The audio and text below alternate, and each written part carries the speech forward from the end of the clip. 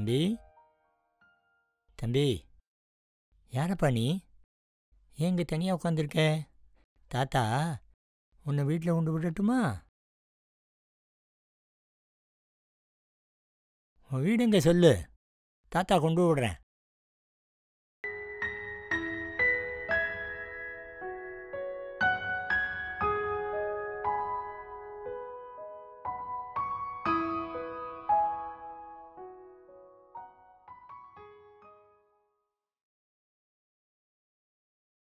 Ice cream சாப்பிட்றீங்களா தாத்தா?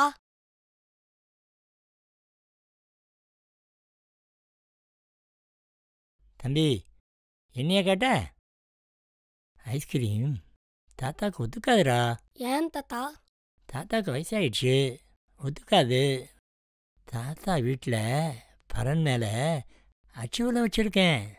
சிறுபிள்ளையிலேருந்து அதைத்தான் நான் சாப்பிடுவேன். அச்சு வெல்லத்தை குடிச்சு வயிற்றில் வச்சுக்கிட்டா அந்த ருசிக்கு ஈடு என எதுவுமே கிடையாது. சரி, நான் ஒன்று கேட்குறேன், அதுக்கு நீங்கள் பதில் சொல்லுவீங்களா தாத்தா? சொல்றா கண்ணா. சாதினா என்ன தாத்தா? என்னடா இப்படி கேட்குற? உனக்கு யாரா சொன்னது? யாரா சொன்னது? இல்லை, எங்கள் அப்பா வீட்டில் எல்லா நேரத்தில் எங்கள் பாட்டி இப்படி தான் என்னை சாதி வார்த்தை சொல்லி திட்டுவாங்க.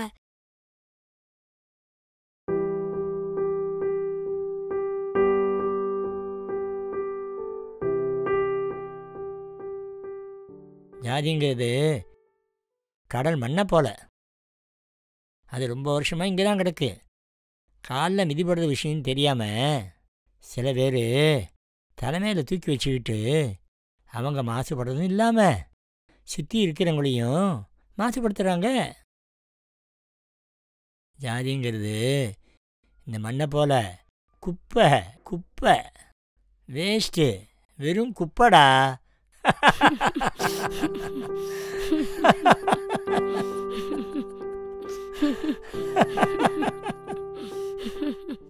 ஏய், உன்னை எங்கெல்லாம் தேர்றது? இங்கே வந்து உட்காந்துருக்க, யாருமே தெரில, அவரு போய் பேசிட்டு இருக்க. வாடா போலாம், வாடா.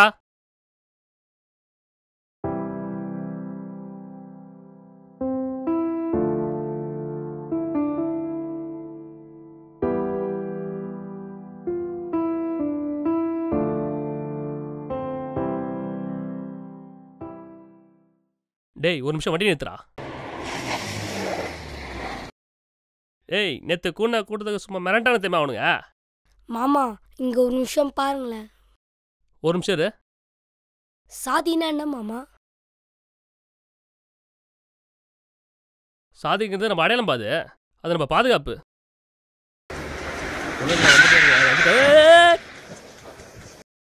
நாய் குறுக்கில் போட கூட தேவை வண்டி ஓட்டு. ஐயோ மாமா, என்னடா? சாதின்றது உங்க பாதுகாப்புன்னு சொன்னீங்களே, அப்பயே உங்களுக்கு ரத்தம் வருது. இப்ப அடிப்பட்ட இடத்துல உங்களுக்கு தலைமை ஆயிடுச்சுல, அதனால உங்க அடையாளம் மாறலாம்ல. அப்ப இங்க அடிப்பட்டதான் எல்லாமே மாறுமா?